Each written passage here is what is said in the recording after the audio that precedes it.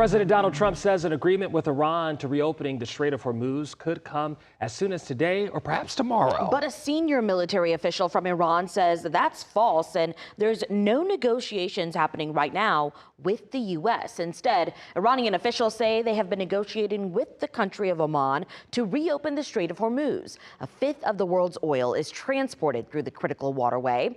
President Trump has threatened to launch new strikes if Iran doesn't reopen the strait.